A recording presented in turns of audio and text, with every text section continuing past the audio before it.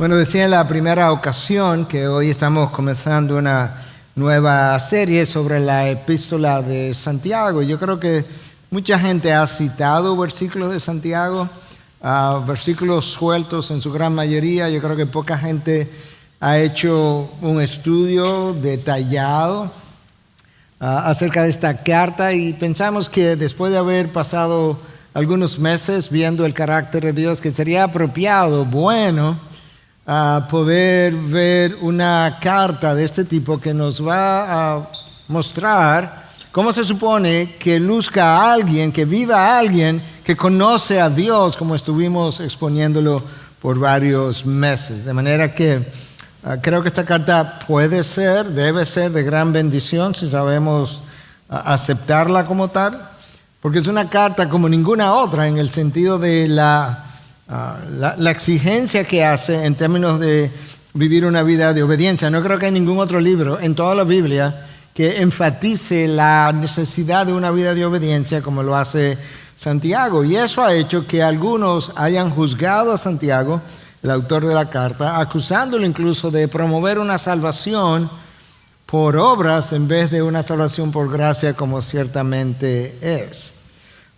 Yo creo que eso es posible llegar a esa conclusión cuando uno estudia el libro de manera no cuidadosa o cuando lo estudia fuera de contexto, sobre todo hoy, porque durante la época de la Reforma, donde se estaba haciendo un énfasis enorme acerca de que las obras no jugaban ningún papel en la salvación, hasta Martín Lutero llegó a considerar esta carta como una carta de paja, por así decirlo, hasta que logró entender mejor que Santiago no estaba contradiciendo en nada lo que Pablo había enseñado. Lo que yo sí creo que Santiago nos deja ver es cómo luce una fe en la vida diaria verdaderamente genuina. Y la palabra o el énfasis está ahí, genuino, no perfecta obediencia. Hay una diferencia entre esas dos cosas. Porque una obediencia perfecta es una obediencia sin pecado, sin faltas. Eso no existe de este lado de la eternidad, ni va a existir. Solamente Cristo lo pudo hacer. Pero una obediencia genuina es otra cosa. Es una vida que vive en congruencia con los valores cristianos, con inconsistencias. Inconsistencias que van quedando atrás en la medida en que el Espíritu de Dios va formando en nosotros la imagen de Cristo, en la medida que el señorío de Cristo es cedido a Él en mayor proporción cada vez más, hasta el punto de que nuestras pasiones carnales que una vez nos dominaban, nos guiaban en una dirección, ya no lo hagan. El apóstol Pablo le escribió a los Corintios y le dijo: mira, aún todas aquellas cosas que me son lícitas, yo lo que no voy a permitir es que me dominen. No me dejaré dominar por ninguna. Y yo creo que esa es la clave. Dominio es la palabra clave. Porque lo que me domina ejerce señorío sobre mí. Y la pregunta es esa: si el Señor de mi vida va a ser Cristo, o voy a ser yo, o van a ser mis pasiones. Porque la lucha va a permanecer, pero en cierta medida el triunfo lo decido yo en la medida en que le cedo señorío a Cristo o le cedo señorío a mis pasiones. Y ese ceder tengo que hacerlo yo. Esa entrega de la voluntad no la puede hacer ninguna otra, y Dios no lo va a hacer porque me toca a mí. La parte que Él podía hacer ya la hizo, y es regenerar mi alma y venir a habitar en mí en la persona del Espíritu Santo. De manera que el énfasis que Santiago hace es que el pueblo de Dios y las vidas individuales de aquellos que forman parte del pueblo de Dios tiene que ser, subraya la palabra ahora, radicalmente diferente a las vidas de ahí afuera. Y yo menciono eso porque la organización Barna, que ha hecho un número de estudios a lo largo de los años, hizo su último estudio o evaluación en el año 2021 en Estados Unidos. 2021, hace 2 años. Y solamente el 9% de los cristianos, subraya esto ahora, nacidos de nuevo, de manera que ellos no fueron a la sociedad y le preguntaron a alguien: ¿tú eres cristiano? Sí, ok, y ahora comenzaron a entrevistarlo. No fue de esa manera. Hubo preguntas que dieron lugar a pensar: esta persona es nacida de nuevo. De eso nació de nuevo. Solamente el 9% tenía una cosmovisión bíblica. ¿Por qué eso es grave? Porque nosotros vivimos de acuerdo a nuestra cosmovisión. Y si solamente 9%, 9 personas de cada 100 piensa, decide, siente de acuerdo a lo que la Biblia dice, entonces las incongruencias de los estilos de vida de los cristianos serán enormes, y eso es consistente con lo que múltiples estudios han mostrado en los últimos 20 años, que el estilo de vida de aquellos que dicen ser cristianos no es muy diferente al de la población que no conoce a Cristo. Eso es grave. Por eso nosotros hemos titulado esta serie Predica lo que practica. Predica lo que practicas. Esa es la serie. Pero la serie tendrá mensajes distintos, un número de ellos, y este es el primero. Y este mensaje es titulado Si no lo vives, no lo crees. Los dos títulos son intimidantes ya. Pero déjame mencionarte de dónde vino esta idea de si no lo vives, no lo crees. Vino de un versículo de Santiago. Porque Santiago dice en 2:19, tú crees que Dios es uno. Lo cantamos. Creo en el Padre, creo en el Hijo, creo en el Espíritu Santo y que Dios uno es. Cantamos todo eso. Santiago dice, si tú crees eso, buenísimo. Tú crees que Dios es uno. Haces bien. También los demonios creen y tiemblan. En otras palabras, qué bueno que tú crees que Dios es uno, que es un Dios trino, que es uno solo. Pero ¿sabes qué? No creas que eso es un gran aporte a tu currículum. Los demonios creen exactamente lo mismo. De manera que si estás contando con lo que crees para tu currículum de cristiano, no estás muy seguro, porque lo que tú crees, los demonios siempre lo han creído. Wow. Entonces, ¿qué es lo que Santiago propone? Bueno, Santiago entiendes que tú crees lo que vives, o tú vives lo que crees. Y cuando el cristiano no vive lo que él dice creer, él no lo cree. Alguien pudiera decir, pastor, pero usted no vive una vida de obediencia completa. No, claro que no. Ya yo te dije que de este lado de la gloria no va a ocurrir. Entonces tú podrías preguntarme, entonces ¿cómo usted explica cuando usted peca? No si peco, es cuando peco. Lo explico de la misma manera que todo el mundo debiera entenderlo, pero déjame comenzar a decirte cómo yo puedo explicarlo. Por un lado, de una manera que no me afecte tanto, que no me cambie tanto. Bueno, tú sabes que somos pecadores todos. Y todos tenemos una naturaleza caída. Entonces, en esa naturaleza caída todavía hay deseos y pecados remanentes. Y me siento más o menos bien con eso, porque mal de muchos, consuelo de tontos. O yo puedo ser más honesto. Es decir, aunque eso es verdad, lo que yo acabo de decir, la verdad es que cuando yo peco, yo no amo a Dios con toda mi alma, toda mi mente y toda mi fuerza. Pastor, pero hay cosas que usted quizás afirma que luego no va y la vive completamente. ¿Es cierto? Entonces usted no la cree. Bueno, cuando yo no lo vivo completamente, lo único que eso revela es que hay áreas de incredulidad en las cosas que creo. Y las áreas de incredulidad explican las incongruencias. Hermano, yo tengo que ser honesto. Tú tienes que ser honesto o no vas a ser transformado nunca. Tengo que ser honesto con lo que es mío, con lo que es mi pecado, con lo que está en mi corazón, la corrupción que no se acaba de ir hasta que entremos en gloria. No puedo pensar que otros me hacen pecar. No puedo pensar que el principal problema mío está fuera de mí, no, está dentro de mí. Santiago lo explica de esta manera, en Santiago 1, 14 y 15. Cada uno es tentado cuando es llevado y seducido por su propia pasión. ¿Entendiste? Que yo soy seducido por lo que sea, por mi propia pasión. La pasión precedió a mi seducción. Y por consiguiente, cuando fui seducido, yo simplemente estaba mostrando no solamente la corrupción de mi corazón, sino en ese momento, en esa área de mi vida, ¿quién es el Señor? Mis pasiones. Y Santiago entonces dice, después cuando la pasión ha concebido y da a luz el pecado, y cuando el pecado es consumado, engendra la muerte. De eso vamos a hablar en otro mensaje. Pero eso habla del funcionamiento del pecado, la fisiología, decimos nosotros en medicina, de cómo funciona el corazón o el hígado o cualquier otro órgano. Se habla de fisiología. En este caso, esa es la fisiología del corazón, cómo funciona. Pero antes de seguir dándote esa vista panorámica, entiendo yo, introducir la carta en términos de su autor y su audiencia.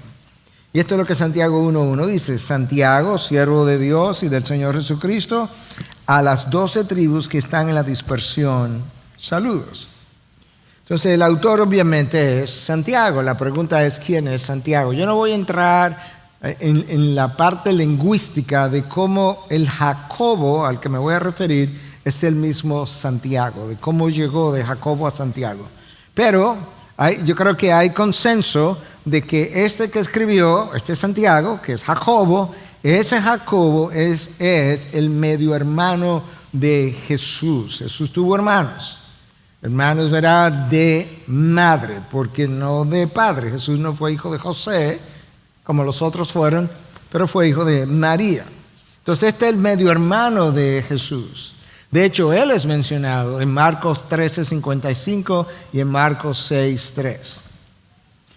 Santiago no comenzó bien, porque como hermano de Jesús, perteneció a aquellos que no creyeron en Jesús inicialmente. De hecho, esto es lo que Juan 7:5 nos dice, que ni aún sus hermanos creían en él.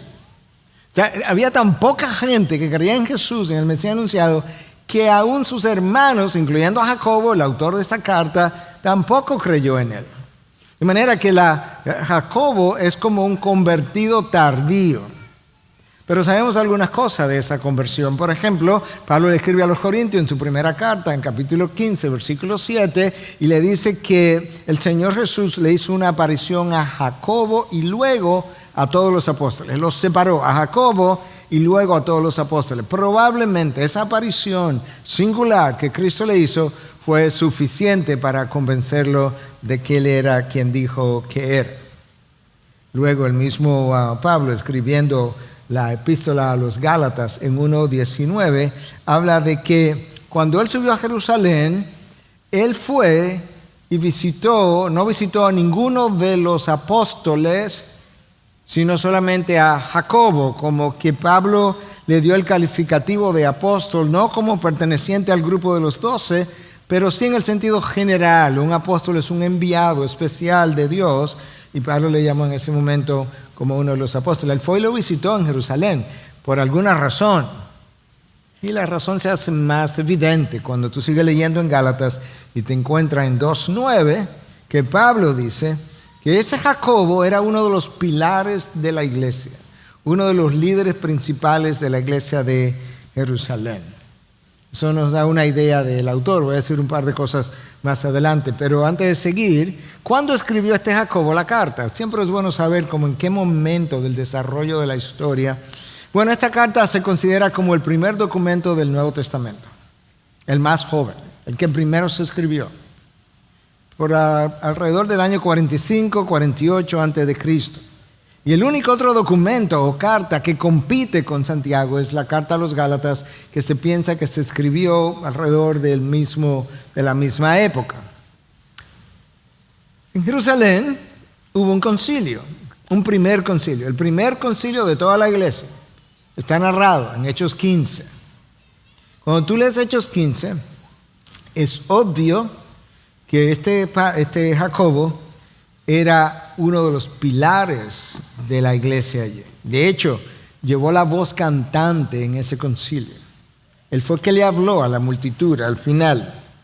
De manera que ahí tú puedes ver de nuevo que ese Jacobo ya había alcanzado cierta preeminencia. Ese concilio se llevó a cabo entre el año 49 y 50, de tal forma que Jacobo escribe esta carta anterior al concilio. Y tiene sentido porque si ya para la época del concilio él era aceptado como uno de los líderes principales, pues algo venía ocurriendo que le dijo a la iglesia, este es un líder que Dios ha endosado, y parte de eso, de ese testimonio, probablemente era su carta. Entonces ahora el autor, aparte de decir que es Santiago, se identifica de dos otras formas. Dice que él es siervo de Dios y del Señor Jesucristo. Siervo de Dios, Padre, y del Señor Jesucristo. La palabra para siervo ahí es doulos, en el original, que significa esclavo. Y la palabra para Señor, que está ahí, es kurios, que significa un amo, un Señor. De manera que Santiago se está viendo no como el hermano de Jesús, el medio hermano de Jesús, sino como un esclavo de su amo Jesucristo, que ascendió y se sentó a la derecha del Padre. Santiago entiende que su relación biológica de hermano con Jesús ya realmente como que terminó. Ahora es una relación de otro tipo. Es una relación de alguien que le sirve a quien fue su hermano aquí en la tierra, pero que ahora es su Dios y su Señor. Y le escribe, aquí está la audiencia ahora, a las 12 tribus que están en la dispersión. Las 12 tribus de Israel es una frase para hablar de Israel. Escribió a un grupo de judíos, de israelitas, pero con una característica en particular. No estaban en Israel, estaban en Jerusalén. ¿Dónde estaban? Esparcidos. Habían ido a vivir a otros lugares, quizás porque ya habían llegado a creer y estaban siendo perseguidos, o simplemente por el fenómeno de la inmigración. Y quizás Santiago estaba preocupado por cosas que había oído acerca de ellos. La dispersión, el alejamiento de tus hermanos con cierta frecuencia produce cierto enfriamiento, como ya se ha dicho, que nosotros somos como las brasas del fuego, que cuando están juntas ardemos, y cuando nos separan nos enfriamos. Y eso lo vemos en la vida de la iglesia hoy. Entonces, Santiago, preocupado por esos hermanos judíos en la dispersión, escribe una carta distinta a todas las demás cartas. Esta es una carta con poca teología conceptual, todo es práctico, todo es aterrizado, todo es el día a día. Esto cómo debe lucir esa teología. Es diferente a Pablo, que en la carta a los Romanos usa 11 capítulos para hablar de la perdición del hombre y la salvación de Dios y cómo la salvación es por gracia y no por obras, etcétera, etcétera. En el capítulo 12 hasta el 16 de Romanos, Pablo comienza a decirnos que en vista de todo lo que Dios ha hecho, esto es como tú debes vivir. 11 capítulos de teología, 4 de práctica. Cuando Pablo escribe a los Efesios, hace algo similar. Se pasa 3 capítulos hablando de teología y salvación y elección y todo lo que tú quieras. Y luego 3 capítulos para hablarnos de cómo vivir. Santiago era un hombre práctico, se fue directamente a la teología aplicada. Y yo no sé exactamente qué estaba pasando y no creo que haya mucha información sobre esto que está pasando con esos hebreos, israelitas esparcidos en la dispersión, pero quizás ya habían oído correctamente que la salvación es por gracia a través de la fe, quizás habían aprendido eso.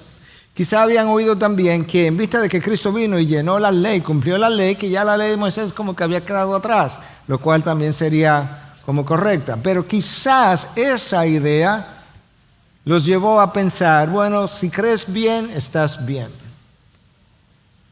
Y yo creo que si ese era el caso, Santiago le está diciendo, no es suficiente creer bien. Necesitamos vivir bien. Y yo creo que eso es una enseñanza vital para esta generación, porque en los últimos 20 años se ha hecho un énfasis enorme en la salvación por gracia, lo cual es verdad.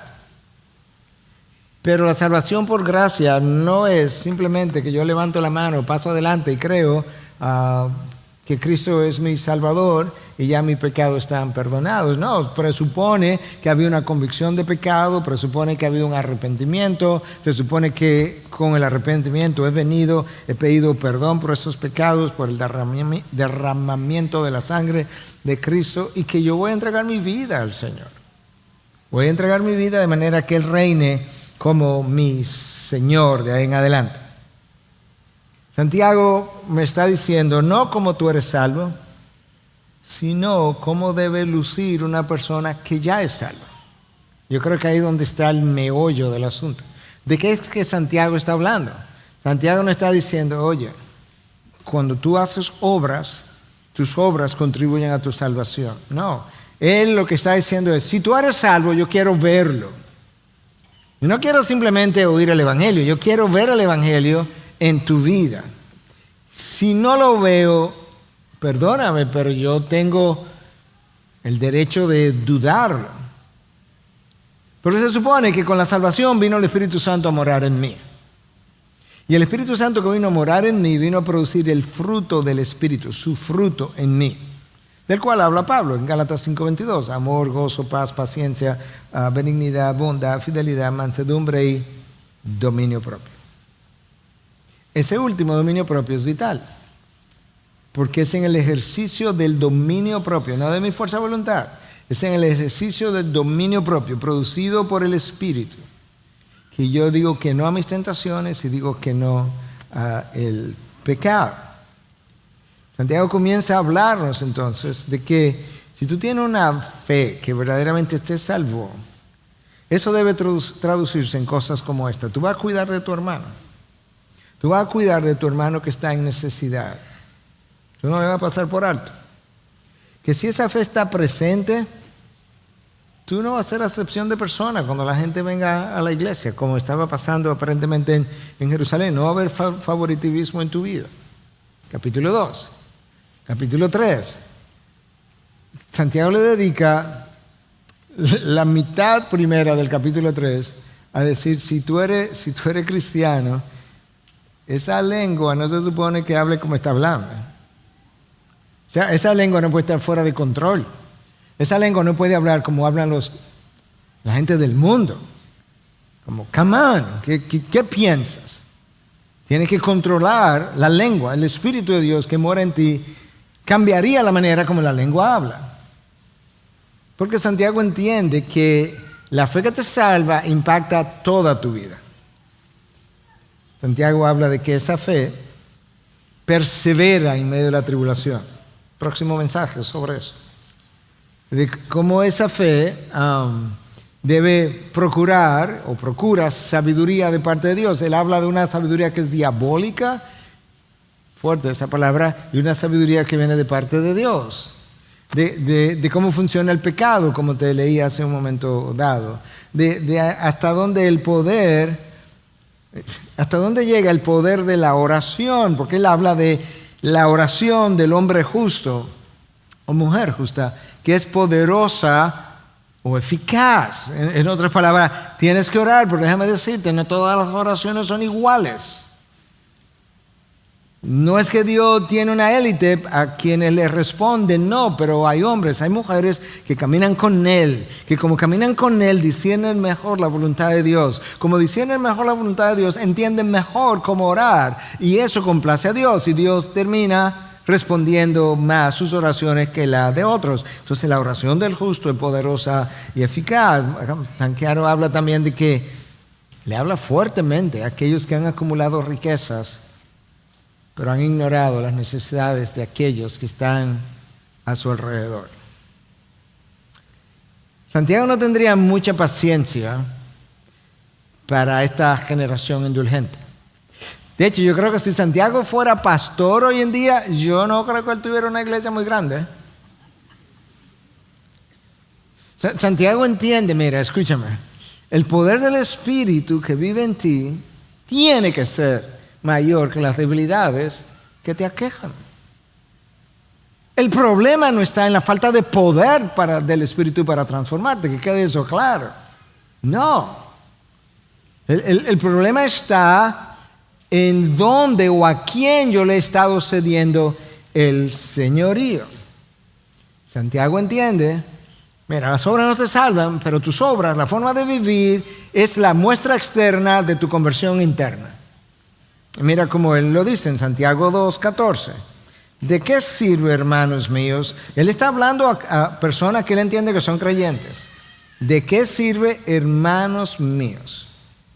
Si alguien dice que tiene fe, pero no tiene obras, ¿acaso puede esta fe salvarlo? Las obras no te salvan. Lo que él está diciendo, si tu fe no tiene obras, ¿realmente esa es una fe que te salvó? Él dice, no creo. Versículo 17. Así también la fe por sí misma, si no tiene obra, está muerta. Eso es lo que él dice. Es que no hay fe. Lo que tú llamas fe está muerto. Versículo 18. Pero alguien dirá, tú tienes fe y yo tengo obras. Muéstrame tu fe sin las obras y yo te mostraré mi fe por mis obras. Santiago no dice, yo te mostraré mi salvación por mis obras. Él te está diciendo, tu fe que no tiene obras tiene una calidad, y la calidad es esta, está muerta. Por tanto, no te salvó. Yo te voy a mostrar mi salvación o mi fe por las obras, porque las obras que hago son la evidencia de que ya la fe me salvó. Entonces a eso es que Santiago se refiere. Por eso decía que Santiago no tendría mucha paciencia en nuestros días con una generación indulgente. Santiago dispara a la cabeza. Santiago tiene 108 versículos. Y en 108 versículos tiene 54 imperativos. Es como un imperativo cada versículo. Haz. No hagas, no hagas, no hagas, no hagas. Haz, no hagas, no hagas nada. Todo el tiempo. Porque es una carta práctica. Aquí está el problema. Nosotros vivimos en una cultura que llamamos cultura occidental. La cultura occidental fue ampliamente influenciada por la cultura griega. En la cultura griega y luego occidental se enfatiza mucho la definición de las ideas, y eso es bueno, porque eso nos lleva a definir la doctrina con precisión. La problemática está en que, como seres humanos que somos, nunca sabemos balancear las cosas y por tanto definimos bien la doctrina, pero no definimos bien la práctica. Como que dejamos la práctica en el aire, como que depende de cada quien. Y esto tiene cierta razón, porque si pienso bien, debo vivir bien, pero no siempre. El problema está en esto. Yo puedo recordar bien ideas, versículos bíblicos, historias. Cuando recuerdo bien, pienso que pienso bien. No. Yo tengo que recordar las historias o las verdades y averiguar por meditación o por consulta o ambas cosas cuáles son las implicaciones de lo que yo creo. Te puedes aprender la ley de la gravedad, la velocidad de aceleración de la ley de la gravedad y todo lo demás. Pero si tú no sabes las implicaciones de la gravedad, pudiera ser que tú te tires de un tercer piso, pensando que la gravedad no tiene esa gran influencia en ti, y como todo es relativo, termina muriendo. Yo necesito conocer las implicaciones de las verdades que conozco. El cristiano aparentemente no las conoce, no les conviene indagarlas. Y Santiago dice, no, yo no lo voy a dejar así. Santiago estaba consciente de lo que yo creo que tú y yo pudiéramos decir, sí es así. Que es más fácil pensar bien que vivir bien. Es más fácil hablar bonito que servir a otro. Es más fácil o más conveniente dar palabras que dar de lo mío.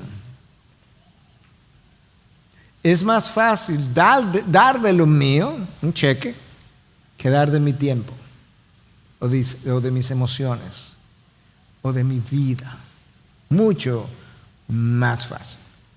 Santiago te dice, no, pero es que no puede ser así. Tú tienes que entender que que la vida cristiana implica algo más que eso. Porque si recuerda bien el himno que cantamos dice que la cruz demanda toda mi vida y mi ser. ¿Qué te queda fuera de eso?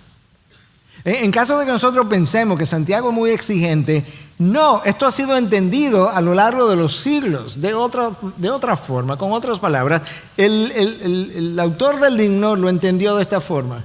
La cruz es tan extraordinaria que demanda toda mi vida y mi ser, por completo. Todo lo que yo soy, todo lo que yo tengo, todo lo que yo pienso. Entonces Santiago lo que quiere es que yo entienda, mira, eso, aún eso que cantamos es conceptual, demanda toda mi vida, todo mi ser. ¿Y eso qué significa? ¿No? ¿Y eso qué implica? Entonces comenzamos a buscar todas las excepciones de una persona que tú ayudaste, que entonces malgastó el dinero y por eso no ayudó a nadie. Santiago dice, mira, capítulo 2. Supongamos que venga un hermano o una hermana que no tiene que comer ni con qué vestirse. Y uno de ustedes le dice, adiós, que tenga un buen día, abrígate mucho, aliméntate bien, pero no le da ni alimento ni ropa. ¿Para qué le sirve? Ves a alguien que no tiene ropa, no tiene con qué comer, tú tienes ambas cosas, te cuenta y tú le dices, bueno, sí, yo me imagino, debe ser difícil eso, wow, lo lamento mucho. Voy a orar por ti, que te vaya bien, tú sabes, adiós, abrígate bien, come bien, nos vemos mañana. ¿Con qué me voy a abrigar si no tengo ropa? ¿Con qué voy a comer si te dije que no tengo que comer? Santiago no tiene paciencia para ese tipo de cristianismo. Ni él cree en ese tipo de cristianismo. Entonces, por los próximos 4, 5, 6 meses, vamos a tratar de desempacar toda la teología aplicada que Santiago tiene para ver si nosotros mejoramos nuestra vida de obediencia, no una vida de obediencia perfecta, pero sí genuina. Porque todo lo que Santiago le está escribiendo no es para gente que se cree cristiana. Pudiera ser que hubiera algunos entre ellos. Pero si hay algo que sabemos, que esto es una carta a cristianos, porque él le llama a sus lectores, o a aquellos que van a oír cuando se lea la carta, le llama hermanos 15 veces, en 5 capítulos, 15 veces. Y en 3 ocasiones llama amados hermanos, en 1:16, en 1:19, en 2:5. A esos hermanos, a esos creyentes, en Santiago 4:1 le dice, ¿de dónde vienen las guerras y los conflictos entre ustedes?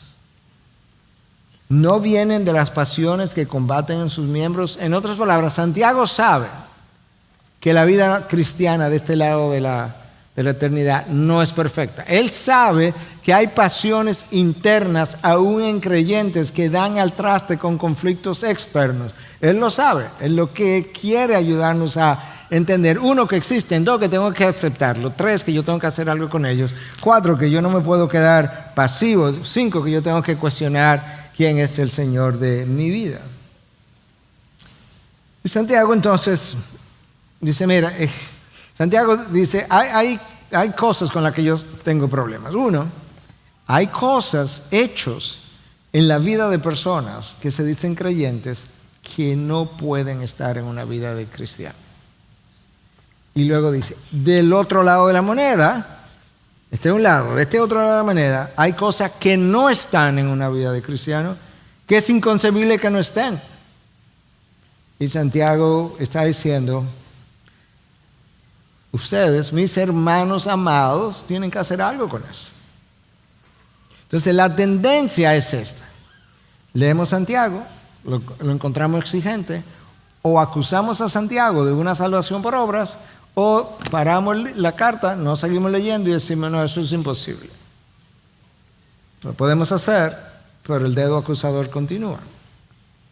O lo que necesitamos hacer es tomar a Santiago, como el resto de la palabra, como un espejo, ver dónde mi vida es incongruente con lo que él está diciendo, tratar de hacer los ajustes necesarios, no simplemente conductuales, a nivel del corazón, para que luego las conductas puedan cambiar.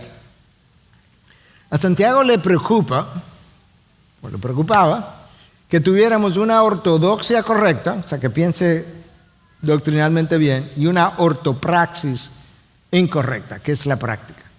Que pienses bien y tu práctica sea incoherente con lo que tú sabes. Que tengas una doctrina correcta y un estilo de vida incorrecto. A Santiago le preocupaba que tú conoces la verdad, pero vives en la mentira. Le preocupaba que el cristiano que conoce la verdad del reino de los cielos vive en la mundanalidad de la sociedad.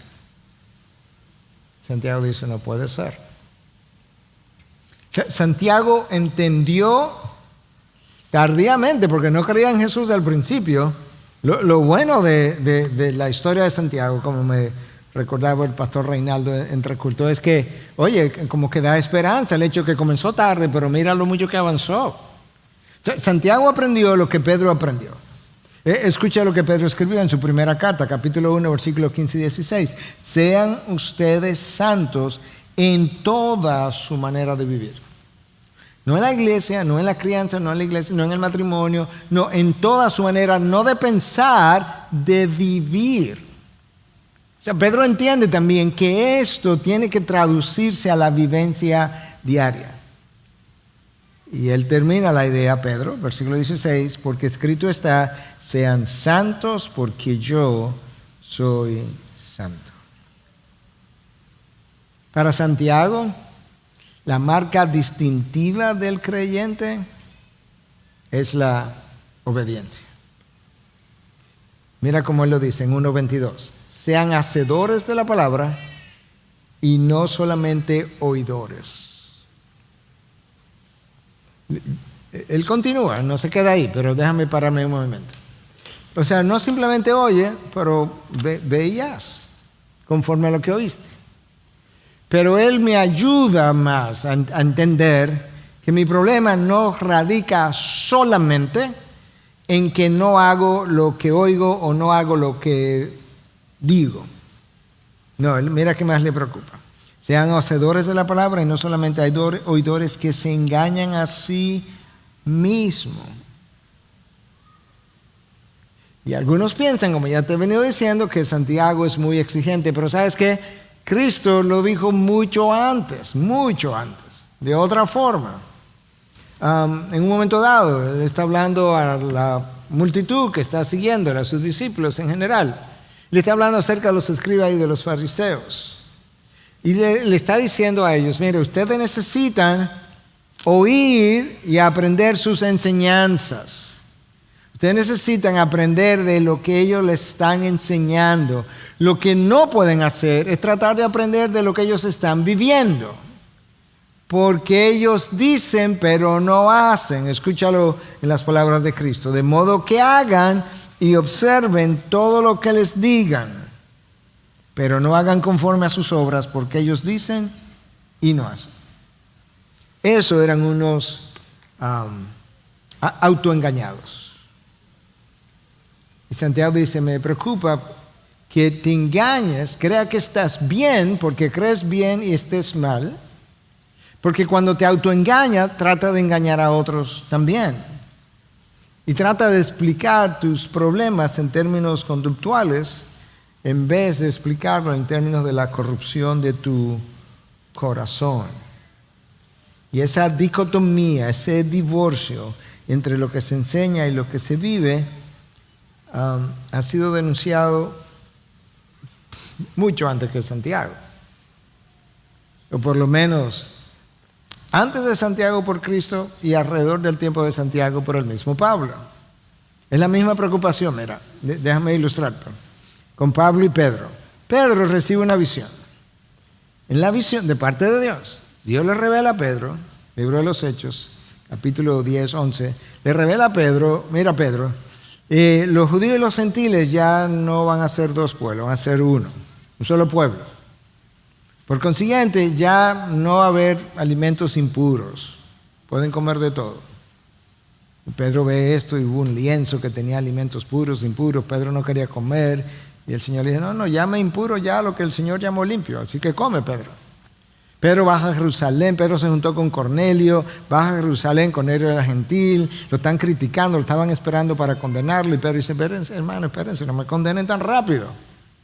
Pedro le explica la visión y el texto dice que entonces hubo paz. O sea, ahora todo el mundo entendió que gentiles y judíos van a estar juntos y que no hay comida impura. Pero Pedro viaja a Antioquía donde estaba Pablo. Y resulta que Pedro estaba comiendo con gentiles, como la visión le enseñó. Pero llegaron judíos de Jerusalén. Y cuando llegaron, él comenzó a apartarse y ya no comía con ellos, solamente con judíos. Y Pablo se entera. Y Pablo dice, es que yo no puedo creer, Pedro. Oye lo que le dice, que junto con Pedro, otros estaban siguiendo el ejemplo de Pedro, y le dicen 2:13 de Gálatas, y el resto de los judíos se le unió, escuchen que, en su hipocresía, de tal manera que aún Bernabé fue arrastrado por la hipocresía de ellos. Pablo llamó a Pedro hipócrita delante de todo el mundo. Y le dice, el problema es que tu hipocresía se llevó de encuentro a Bernabé y a muchos otros. ¿Cuál era el problema? Que tú recibiste una visión, recibiste un entendimiento y ahora no vives lo que tú mismo enseñaste que era nuevo para el resto de la población. Y mira el daño que has hecho ahora. De manera que esa dicotomía de vida del cristiano no es tan simple como parece. Preocupó a Cristo con los fariseos y los escribas, preocupó a Pablo en el caso de Pedro y preocupó a Santiago ahora en su carta. Y cuando él escribe le dice, acérquense a Dios y Él se acercará a ustedes. Limpien sus manos, pecadores, y ustedes de doble ánimo purifiquen sus corazones.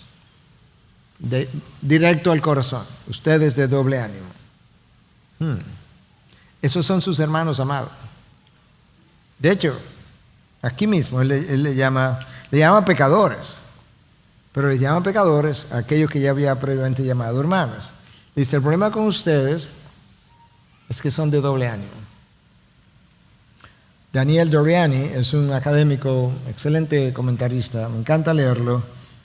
Dice que el problema del hombre de doble ánimo es que persigue dos cosas al mismo tiempo: servir a Dios y servirse a sí mismo.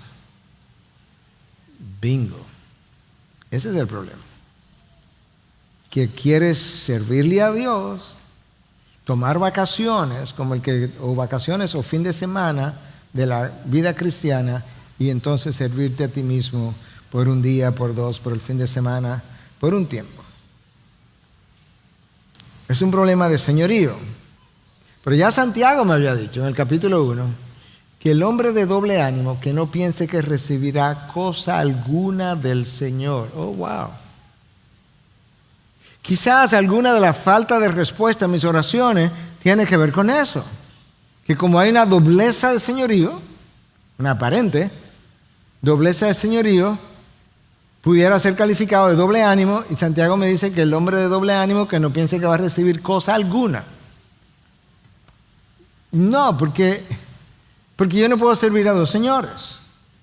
Cristo lo enseñó. Yo te decía que Santiago no es el primero. Santiago es quien lo pone en estos términos de la forma que sea más práctica, menos conceptual, sino en el día a día. Pero ya Cristo lo dijo en Mateo 6:24, en el Sermón del Monte: nadie puede servir a dos señores, porque o aborrecerá a uno y amará al otro, o apreciará a uno y despreciará al otro. En el contexto en que Cristo habló, está hablando de las riquezas.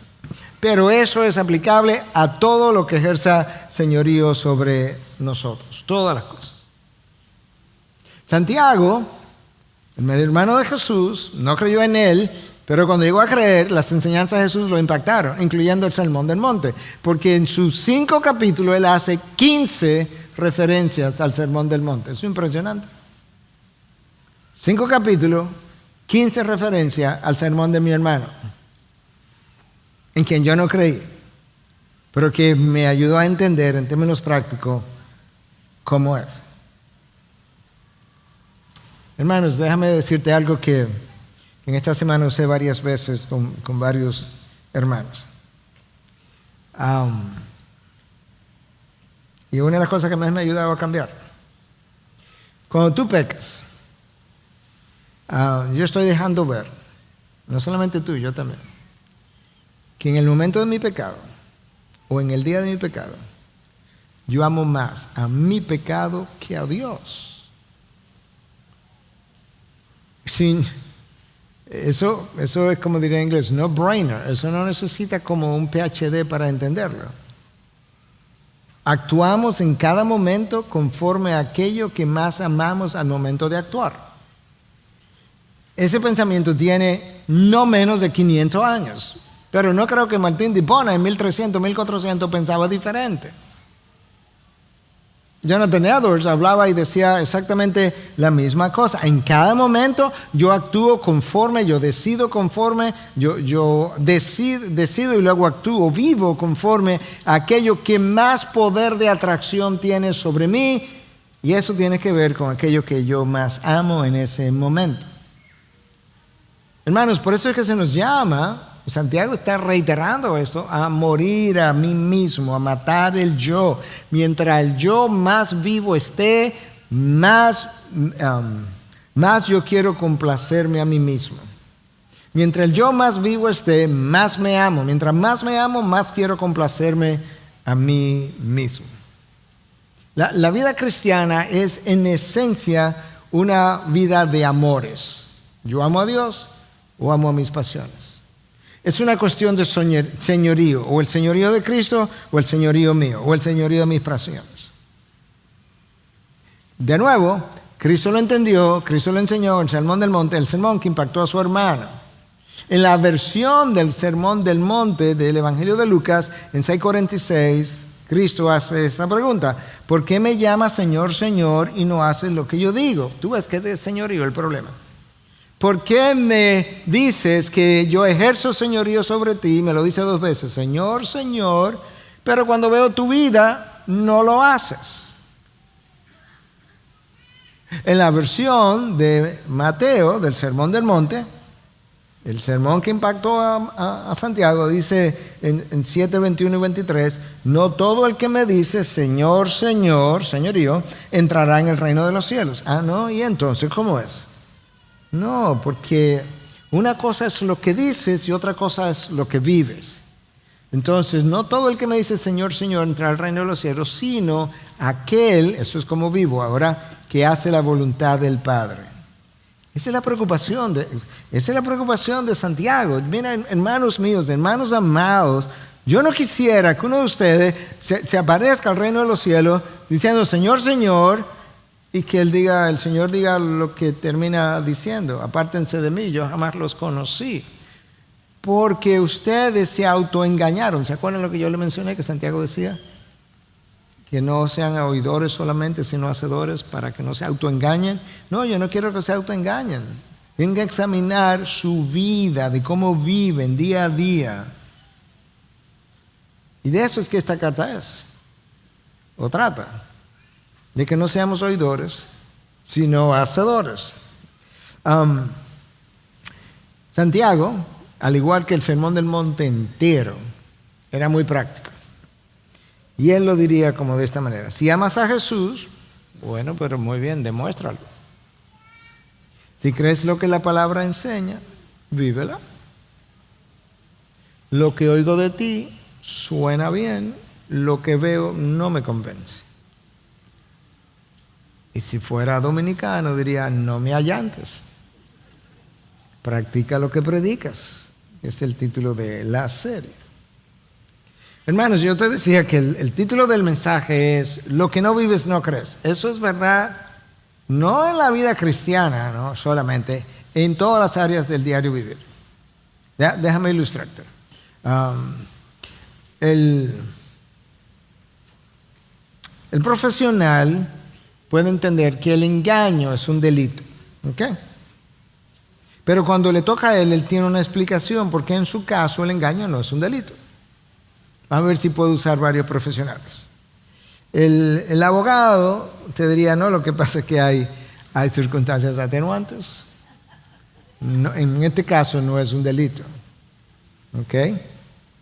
El médico que le dice a su paciente, mira, el cigarrillo es dañino, perjudicial para la salud, puede producir hipertensión, cáncer de los labios, de la lengua, de la laringe, del esófago, de la vejiga, del pulmón sobre todo, y luego tú lo encuentras fumando. Cuando tú le preguntas, dice, no, lo que pasa es que yo no siempre inspiro la nicotina, ¿verdad? El humo, yo no fumo tanto como otros. O sea, en mi caso, a mí no me va a dar cáncer, esa es la diferencia. Eso, él no vive lo que él dice creer.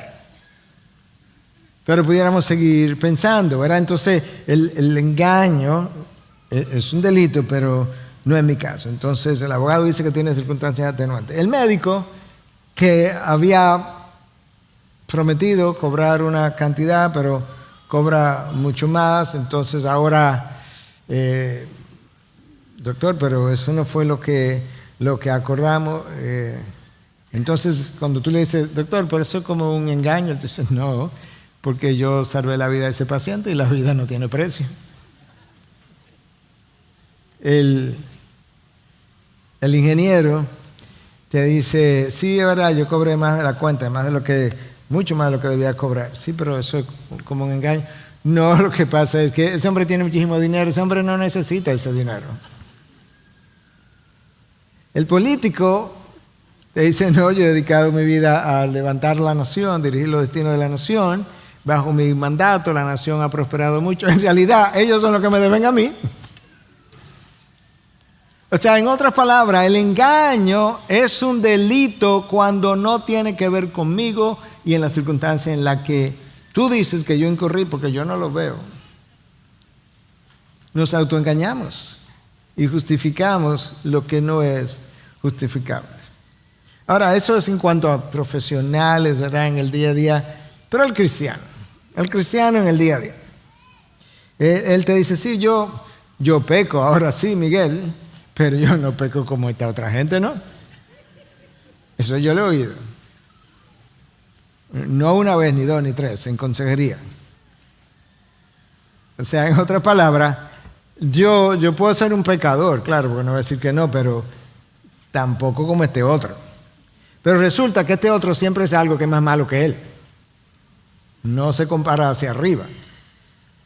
O te dice, bueno, sí, yo peco, lo que pasa es que, tú sabes, si tú conocieras de dónde yo vengo, yo tengo una herida que todavía no ha sanado, y convertimos el proceso de santificación en un proceso terapéutico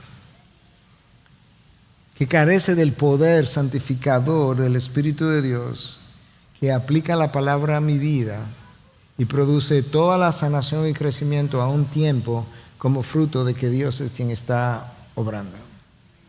Pero Santiago te dice, tú puedes afirmar toda la declaración doctrinal, la mejor declaración doctrinal del mundo. Si no la vives, no la crees. Los demonios creen todas las doctrinas que tú crees.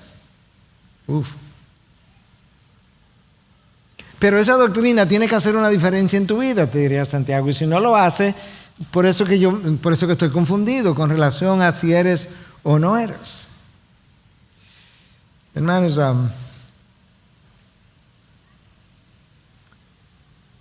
la fe cristiana, ustedes me han oído decir esto otras veces, no es compleja. Tiene que ser, por definición, simple. Porque si la fe cristiana es compleja y se requiere un IQ de 150 para arriba, Dios es un elitista y no lo es. La gente de Palestina, la gente de los tiempos de Jesús, esa gente no era brillante ni educada. Y muchos de ellos en la iglesia primitiva llegaron a tener vidas extremadamente santificadas. La pregunta es, ¿cómo lo hicieron? Jesús dijo, mira, es cierto que aquí hay muchas cosas que se han dicho, pero yo te lo voy a resumir todo en dos cosas. Dos. Y a la vez, cuando la defina, te voy a demostrar que es una cuestión de amores. Y básicamente dijo, mira, toda la ley y los profetas, la Biblia entera, tú la puedes resumir en dos mandamientos. Es sencillo. De hecho, Cristo habló de que su yugo su carga era ligera y su yugo liviano. Los rabinos tenían yugo y el yugo era el mandamiento más difícil de llevar. Y Cristo dijo, el mandamiento más difícil de llevar, el mío, es liviano, es ligero. ¿Cuál es, Jesús?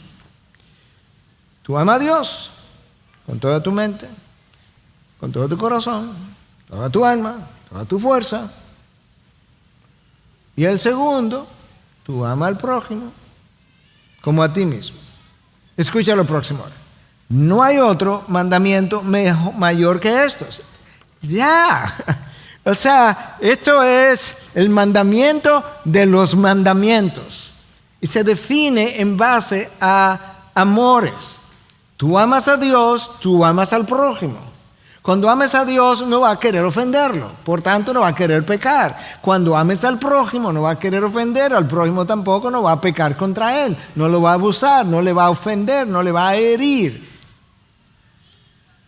Le va a ser fiel como empleador, como esposo, como amigo, como gobernante, como lo que tú quieras, le va a ser fiel. El problema es que te amas más que a Dios y que el prójimo. Si lo miras así, hermanos, esa idea es la que más me ha ayudado. ¿Por qué? Porque es simple. Porque me ayuda a entender dónde está el meollo, a quién es que amo, quién es que ejerce señorío sobre mi vida.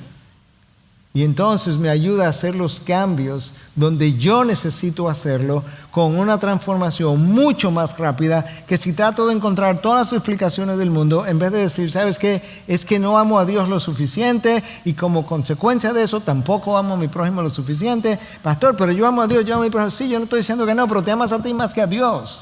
Y no solamente tú, yo también, cada vez que peco. Esa es la realidad. Santiago dice, vamos a ver si hacemos las cosas por la raíz para ver los frutos como deben ser.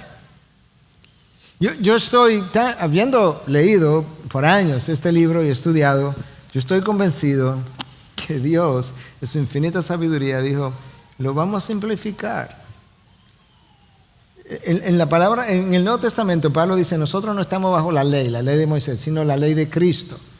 Los teólogos han concluido, y tiene toda la razón del mundo, que la ley de Cristo es sencilla. ¿Cuál es la ley de Cristo? No son todos estos mandamientos del Antiguo Testamento, son dos. Tú amas a Dios, tú amas al prójimo. No hay mayor mandamiento que esto, dice Cristo. Y en el Antiguo Testamento, Dios los resumió también. Los simplificó. Tenía que simplificarlo, hermano. Es Dios, ama a todo el mundo igual. No puede tener preferencia para entendimiento. La gente más entendida nos puede ayudar a entender cosas. Pero no puede ser que para yo llevar una vida de mayor santificación necesito más IQ, más inteligencia. No puede ser. De hecho, en la historia de la iglesia tampoco lo ha sido necesariamente. La gente de la iglesia primitiva era gente poco educada, muy santificada. Él te ha declarado, Miqueas 6:8, Antiguo Testamento, oh hombre, lo que es bueno.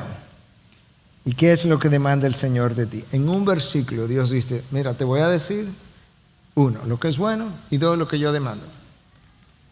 Si entiende eso, todo lo otro que está en el Antiguo Testamento es un pie de página. Y esto es, Miqueas 6:8. Sino solo, esto es solamente lo que tiene que hacer. Practicar la justicia, amar la misericordia. Con lo cual yo necesito amar al prójimo. Y amar humildemente y andar humildemente con tu Dios. Practica la justicia, ama la misericordia, lo cual implica amar a tu prójimo.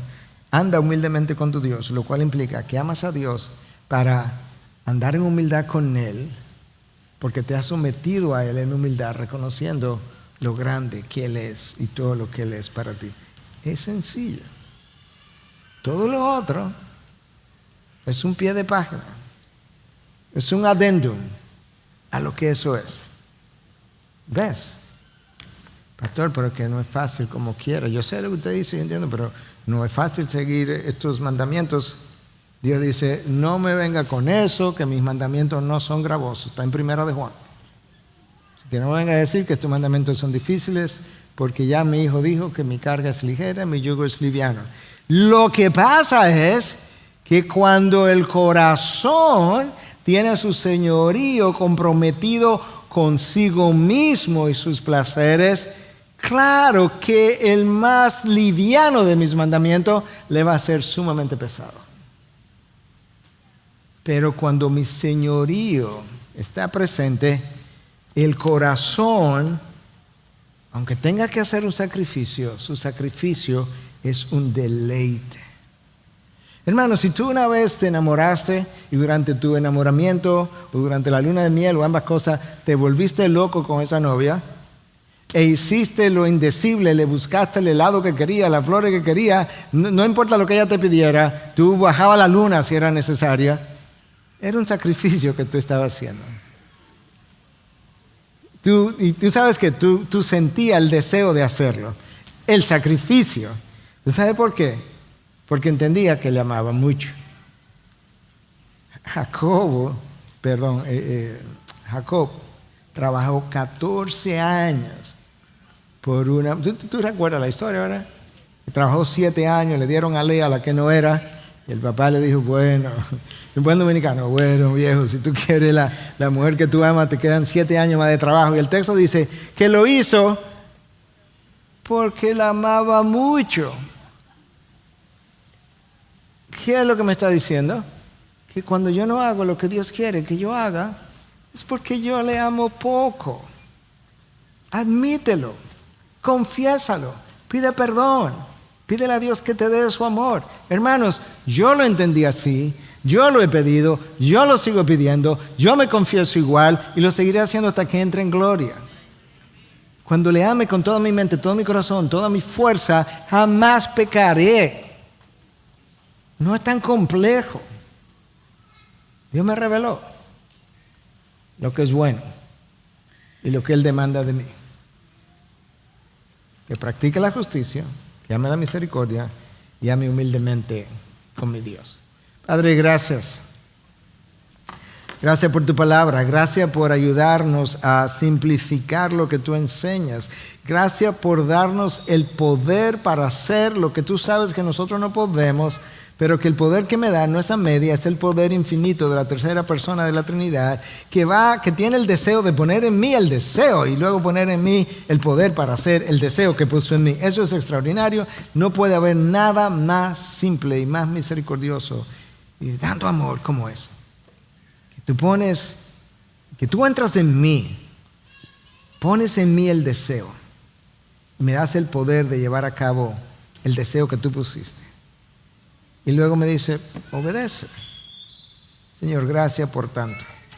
Gracias por tanto. No simplemente lo que me diste en la cruz, es lo que me sigue dando día a día. Ayúdanos a reflexionar sobre esto en la medida que cantamos. Y ahora no vamos a aplaudir, Dios. Nosotros vamos a escuchar, a reflexionar. Y después de escuchar y de cantar y de reflexionar, te damos el aplauso a ti. Y en un día como hoy, donde nosotros celebramos el Día del Padre, el aplauso es todo tuyo. En Cristo Jesús. Amén. Amén. Gracias por acceder a este recurso. Espero que haya sido de gran bendición para tu vida. Te sugiero que te suscribas a este canal de forma que tú puedas recibir notificación la próxima vez que hayamos subido un nuevo recurso que pueda servirte de instrucción y bendición.